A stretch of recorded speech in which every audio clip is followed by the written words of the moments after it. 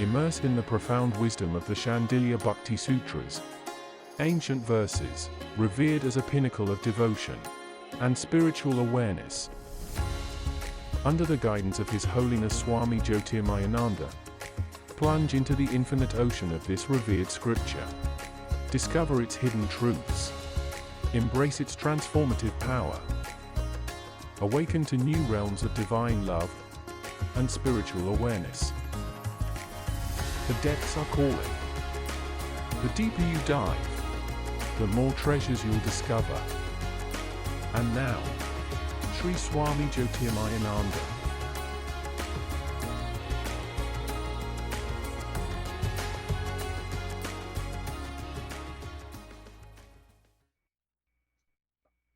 And adorations to the Blessed Self in each of you.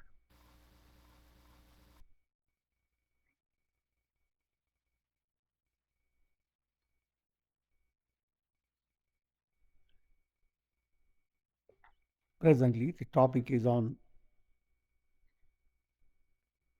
secondary aspects of bhakti and the primary bhakti.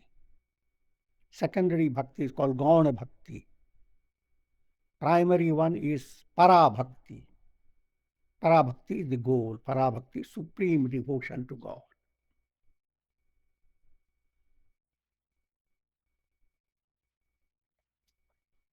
Kirtan, bhajan, observing certain fast, meditation, worship, and various other related activities. They are all called subsidiary limbs of Parabhakti. The difference between subsidiary and Parabhakti is, in subsidiary stage, your mind has not fully understood the goal. You are pampering your ego. However, this is, no matter whatever may be the reason for turning to God, it's perfectly wonderful. But you should understand the difference between sakamya state of bhakti and nishkamya state. Sakamya, you have some desire behind. To give you a good setting on that. Once Narada came to meet Krishna. Something was in his mind. He wanted to understand about bhakti. And even before he could open the subject, he saw Krishna was gloomy, expressing some pain. And Narada said, "Oh Lord, what's the matter?" He says, "I have a stomach pain."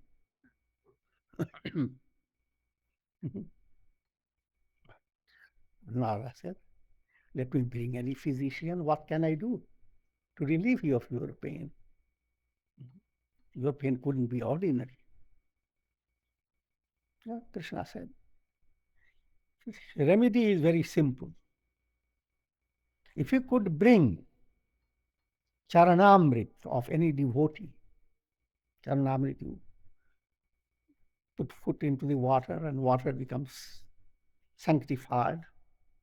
So if some devotee can dip his foot into the water, and if the water was brought to Krishna, and if he were to drink it, he will be free of that pain." But Narada said, "This is very easy."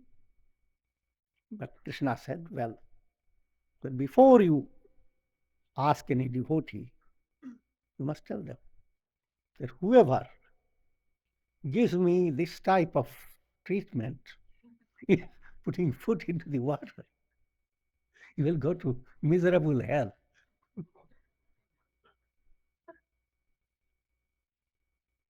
So the story says that Narada goes, because Narada was exception to the rule. He was not allowed to do that. So Narada goes everywhere. All people are ready. "Oh, what can we do for Lord Krishna?"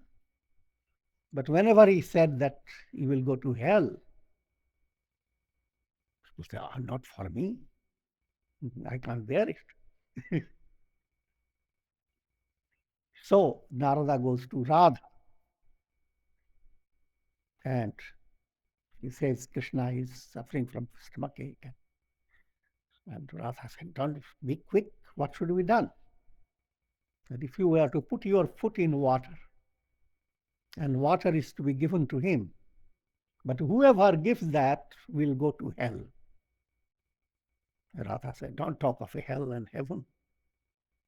My beloved is in suffering, and you want to talk about heaven, hell?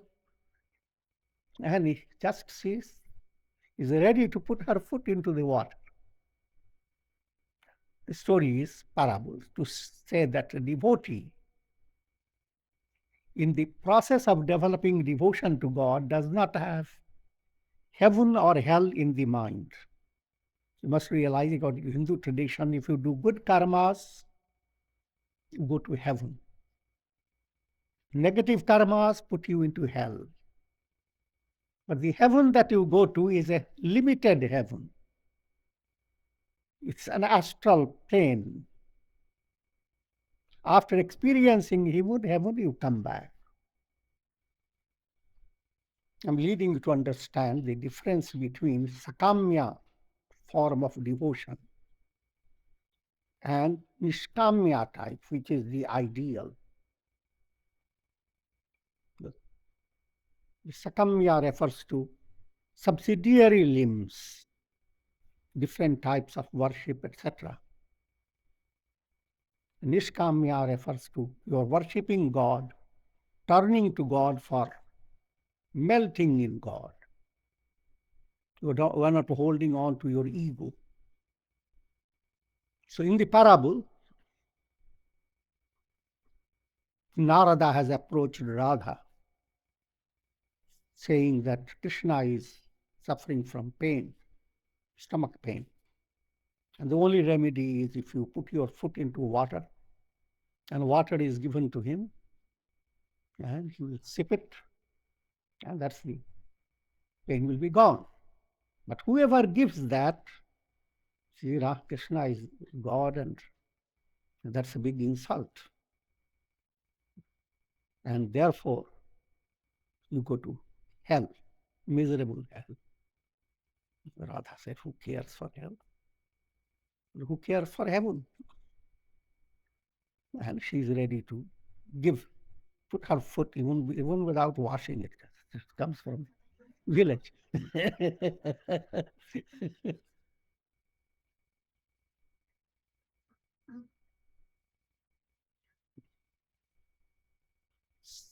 So Narada learns the lesson that devotion implies not to have your mind set on what are the benefits of devotion. What will I get thereby? The initial stage is always with expectation. So there is no harm in that. But your expectations, when they are fulfilled, your mind should turn more and more towards God.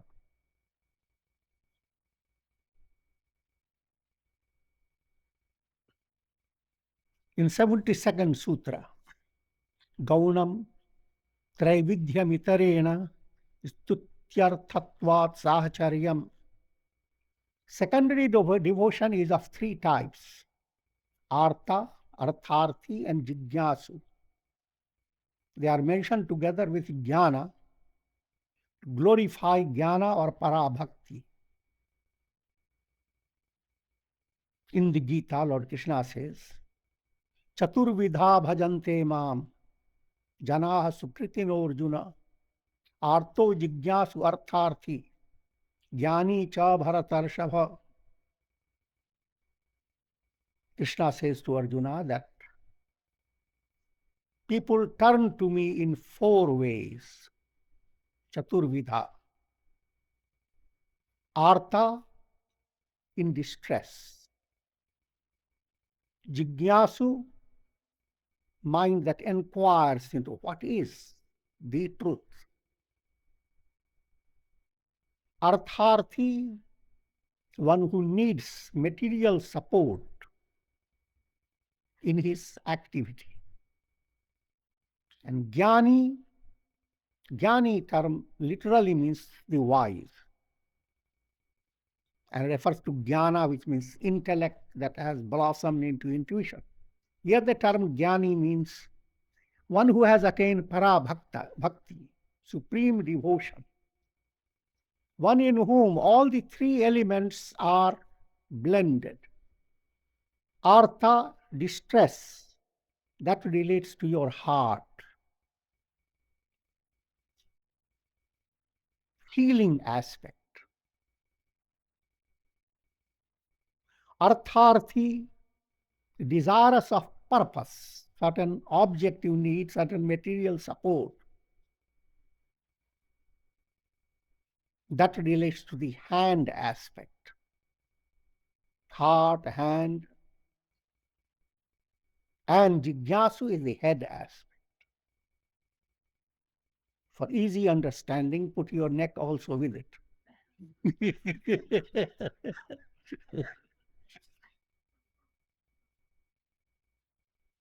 And that neck would imply meditation.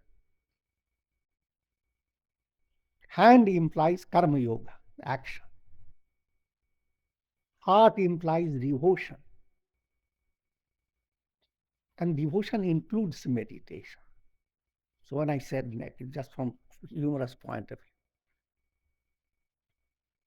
And head implies intellect, how to understand what is God. And all Vedanta has been placed before you to understand that I am eternal spirit, separate from physical body, astral body, causal body. I am Satchidananda. All the Upanishads teach you how to allow your mind to understand. All that process requires a lot of studious study, good guidance, and certain degree of scholarship. But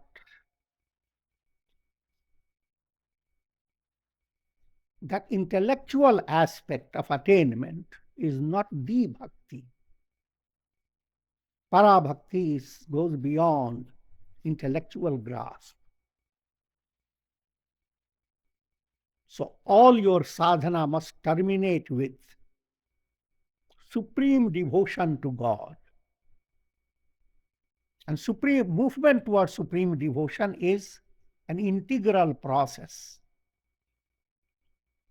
You should be involved in karma, performing your duties. Day-to-day life presents lots of a field of action. And it is well planned by God. So as you face the challenges in day-to-day life, turn your mind to karma yoga. All your actions are offerings to God. And your actions, when they are performed with the right attitude, they purify your heart, chitta shuddhi. Likewise, turning to the heart aspect, all your feelings for objects of the world, for relatives and friends, they are all radiations of divine love. Divine love is the real goal before your mind. But due to being conditioned or limited, everyone moves towards the limited expressions. So as you begin to develop love of God, the quality of your feeling becomes extremely enriched. Your feeling becomes more and more universal, broad. Developing pure feeling. That's always the goal in every individual. All this attainment is progressive. No matter how much you have become filled with devotion in your mind, or to allow your personality to be integrated. And saintliness must develop. Saintliness in the context of Vedic scriptures to become all sandalwood. Even if someone hurts you, the very instrument by which sandalwood is hit, an axe, for example, or a knife, the fragrance goes into the knife. All these are figurative terms. The idea is that if you are a devotee of God, anger has no place in your heart. So, movement towards God implies increasing purity of your feeling. And mind and feeling are very closely related. Therefore, when your feeling becomes focused, mind becomes concentrated. That's the secret of meditation. To meditate on something that you love profoundly, meditation becomes simple. Mother loves her child. So wherever mother is, thought of child is always there. She doesn't have to remember that now I must sit down in a cross-legged pose and think of whom do I love.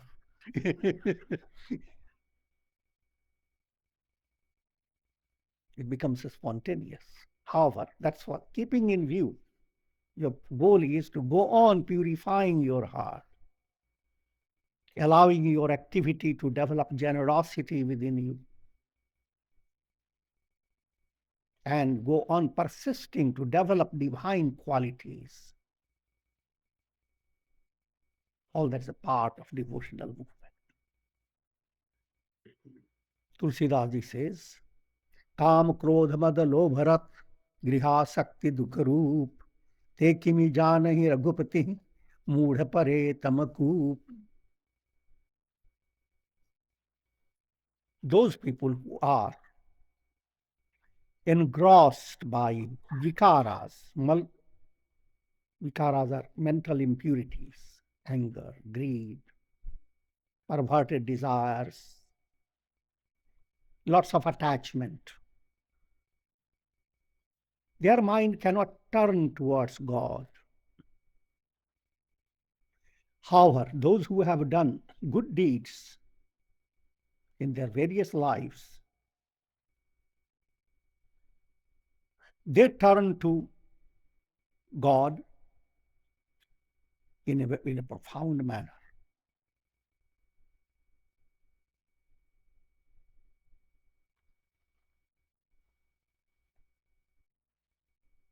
The next sutra says, Bahirantas tham ubhayam aveshti savavat.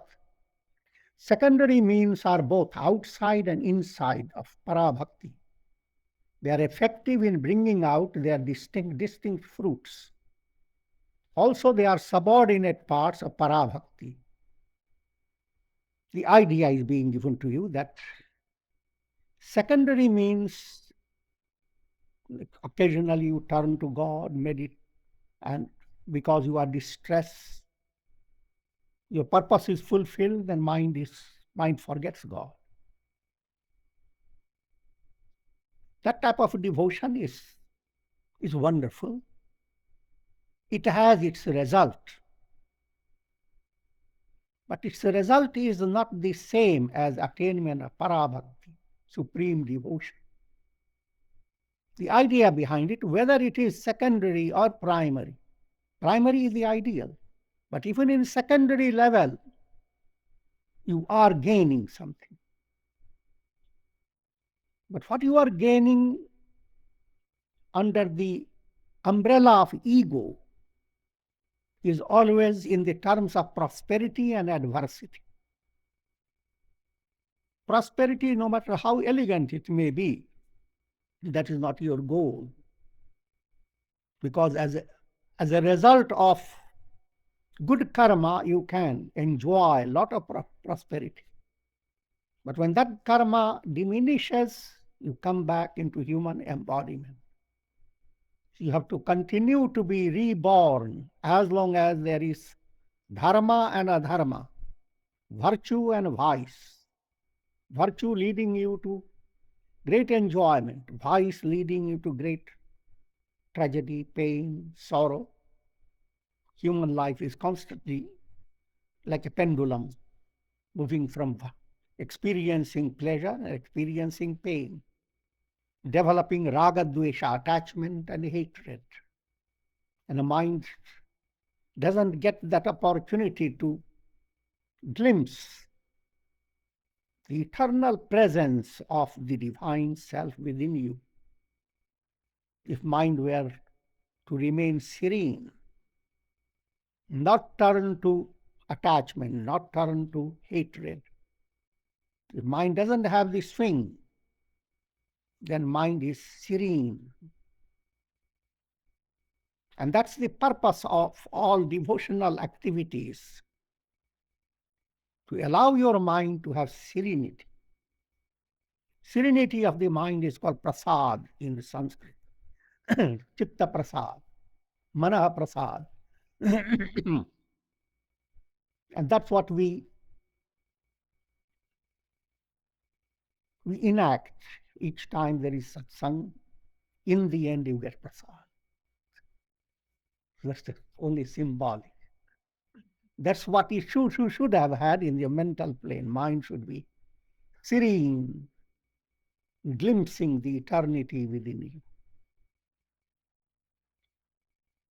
The one who has developed integral devotion, integral yoga,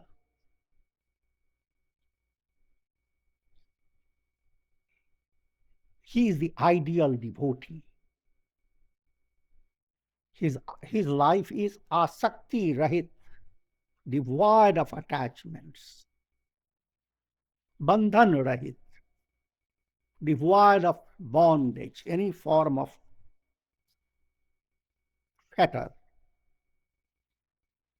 You are bonded with your body, called karma granthi. You are bonded with your mind, called kama granthi, the knot of desire. You are bonded with your causal body, called avidya granthi. All these granthis, knots, are negated. You become vikara rahit. All the impurities of the mind, they are completely destroyed. Ahankara rahit. Your ego becomes transparent. You are not under the domination of ego. All these characteristics should be meditated upon. That's what you want to be. Asakti rahit, without attachments. Bandhan rahit, no dependence, nothing to bind you, no karma, no vasana, subtle desires. Vikara rahit, not dominated by the impurities of the mind. Ahamkar rahit, not to have ego. That's the ideal of humanity.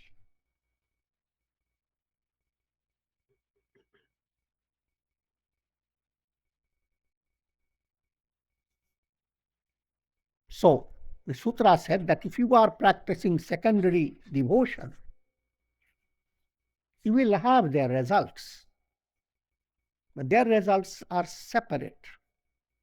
But when you do turn your mind to the primary devotion, then all the secondary ones become an integral part of that movement. Smriti kirtyo katha deschartau prayaschitta bhavat. Another topic is taken up. by remembering God and chanting His praises, reciting His stories. These are included in Artha Bhakti. Artha Bhakti is your heart is melting, kind of with a distress.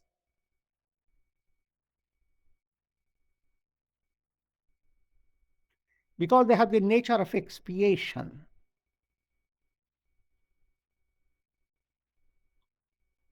Any painful experience has the backing of a negative karma. Some negative deed you have done. Therefore, when you do smaran and kirtan, it forms a kind of expiation. It cleanses the sins.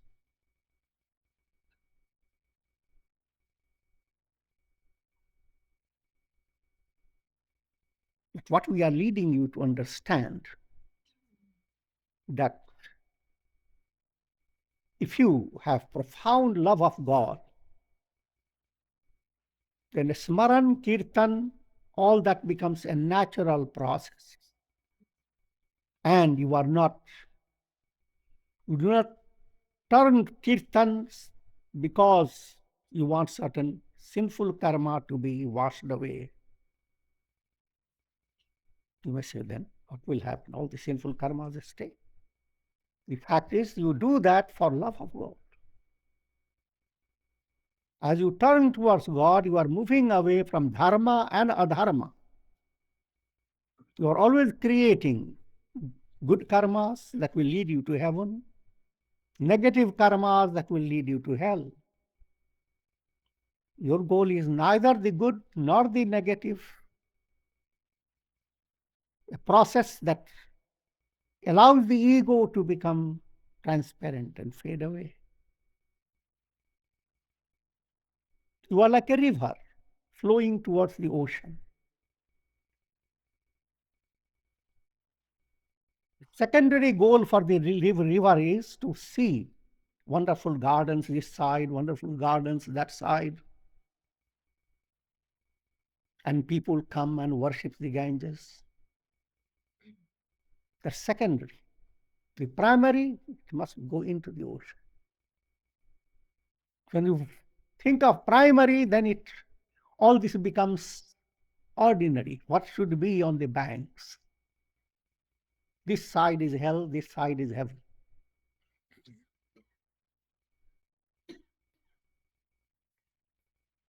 As long as you are in a relative world, the heaven and hell are realities. And you have to be clever and keen to create positive karmas, good karmas. But another type of keenness, not to think that the result is going to give me a lot of prosperity and I will be a very proud personality possessing lots of money, etc.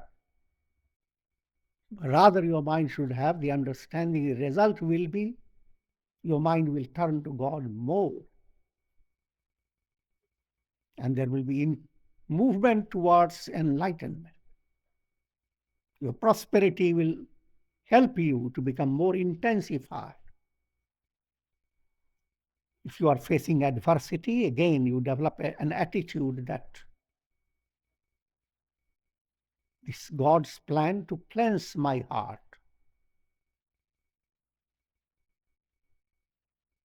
And let me therefore come closer to God, just like a child comes closer to the mother.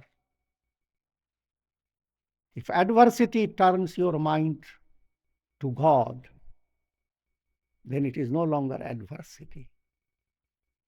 In a mystical language, it is real prosperity.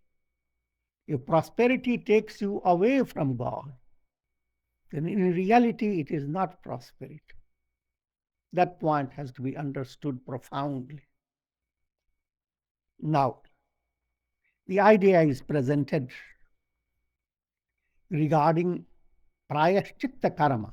Prayashchitta karma is you happen to do something that you find it was negative, something you shouldn't have done. But now, how can you free yourself? So you turn to certain Vedic instructions. The instructions imply certain type of discipline. Observe mauna, observe fast, forego certain comfort. There are so many types. In that also there is do japa, kirtan. But Sutra is pointing out that japa and kirtan has much broader implication than just washing off sinful deeds. Also, sinful deeds are of different types. And human mind always goes after a mathematical precision. If I have done very serious crime, then expiation should be very rigorous. Now, if your expiation internally you understand, let me repeat the mantra of Lord Krishna, Rama, or any mantra, and that will be my expiation.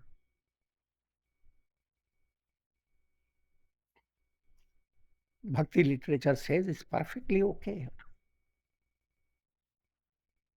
Japa and Kirtan, they go on purifying your heart. And you can go on doing these for your whole life. Just like people eat food, they never ask the question, how long? Until death.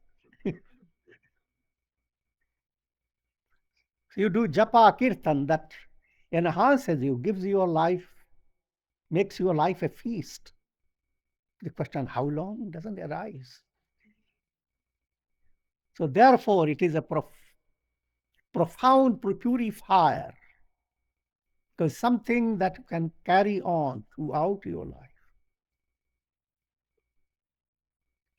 Sarvashramadhigamanam sarvatirthavaгаhanam na tatha phaladam saute narayana katha yatha. In Mahabharata, also the visiting all ashramas and bathing in all the holy waters, all these do not equal in merit as listening to the story of Lord Narayana. Lord Narayana is the story of God. Anything that elevates your mind, turns your mind to God, that listening, reflecting, and allowing your mind to be soaked, that is the greatest purifier. Because that excels visiting all sacred places, going into tirthas, where people get into the sacred river and acquire merit. All these are meritorious. But what excels all, your being relaxed and enjoying listening to the glory of God, listening about God, listening to the teachings of the Gita, the Upanishads, the Bible, whatsoever.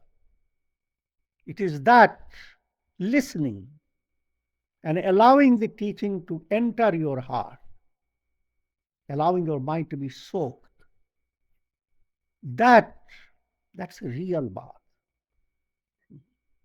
Man changat katvat me ganga.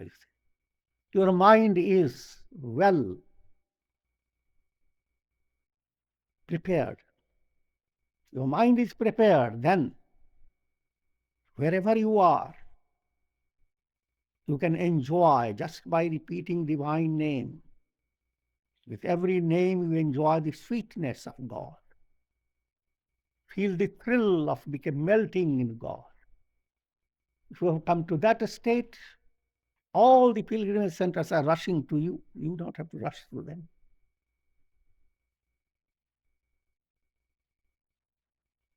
And in order to allow your mind to be fascinated by the divine name, listen to the glory of God. Study the Ramayana. How did Rama act in different? Think of the glorious presentation of Rama. So people turn to Rama, and his personality was exuding a divine beauty, a divine elegance all the time. Same way with Krishna. And going further, the ray of God is shining in every heart. Everyone is potential Rama, potential Krishna. And the mind must go after that God within you with profound devotion. You love God automatically, unknowingly, because God is the innermost self. And everyone loves the self, only the mind has not properly defined what the self is. Atmanastu kamaya sarvam priyam bhavati. For the sake of self, everything becomes dear. The Upanishad says, and that's the truth, the matter. Since you are loving the self already, all that you have to do is allow the mind to understand what that self is. Atmarati, Atmanusandhan, constant quest leading to realizing the self.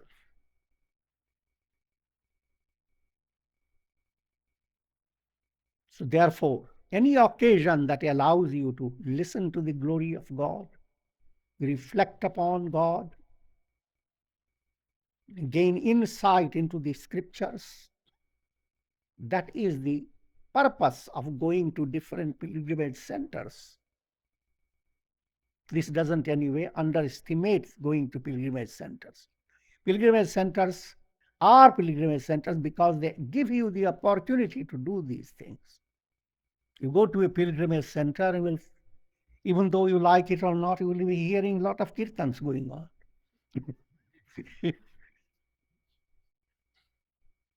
And people whom you meet, they are always talking about uplifting things. So it is because you are led to kirtan, prayer, etc. Now, if your mind were to understand that no matter where you are, allow your mind to flow to God. No matter where you are, create a satsanga atmosphere. An atmosphere where you can share what you have in a positive way and do good deeds to others. Every place, every situation can be a satsanga, a kind of good association. Lagvapi bhaktadhikare mahatkshepakam apar sarvahanat. In the case of the devotee, even though the act of devotion is small, it is capable of destroying great sins because it is enjoined for the devotee to renounce all and take refuge in God. This relates to the statement of the Gita. Krishna says, Sarvadharman parityajya mamekam sharanam vraja aham tva sarvapapevyo mokshayishyami ma shucha. O Arjuna, renounce all concern about different performances of dharma.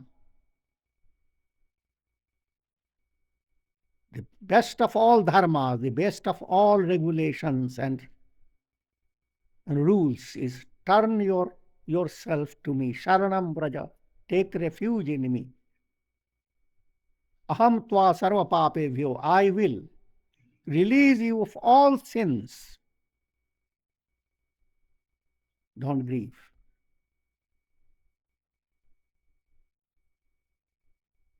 The entire Gita actually begins with Ashochya nanva shochastvam.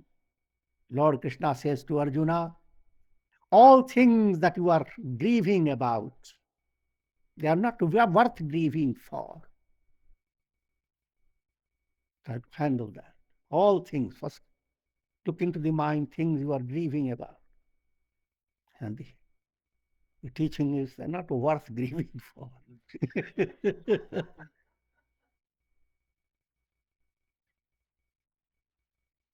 And Gita teaching comes to climax. Sarva dharman parityajya. Everything you depend upon, renounce it. Mamekam sharanam braja. God alone becomes your reality. Your action is surrender to God, then it becomes karma yoga. Your emotion surrender to God, it becomes bhakti yoga. Your willing aspect surrender to God, it becomes dhyana yoga, raja yoga. Your reasoning is surrender to God, it becomes jnana yoga.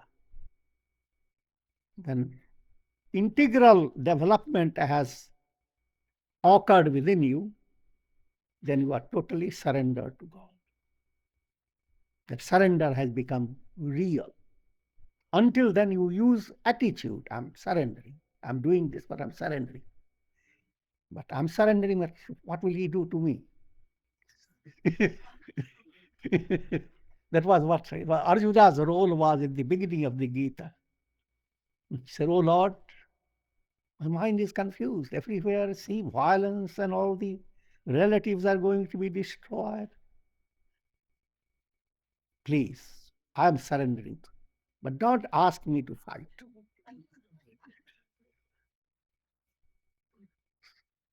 See, that's a sentimental aspect of surrender. You begin with a sentimental aspect, end up total. And total surrender is total integration of personality. When music becomes at the high elegance, the musician seems to surrender completely. Ego is outstepped. Same way, if there is integration within you, then the divine melody flows, the melody of peace, boundless joy. And with this, I will conclude. Om Shanti. Thank you for joining us on this journey of spiritual growth. It's an honor to learn from the wisdom of Swami Jyotirmayananda. As we part for now, remember, the quest does not end. Take time to reflect on today's insights and integrate them into your life. Until next time, stay open, stay curious, stay present. The light within you is always shining.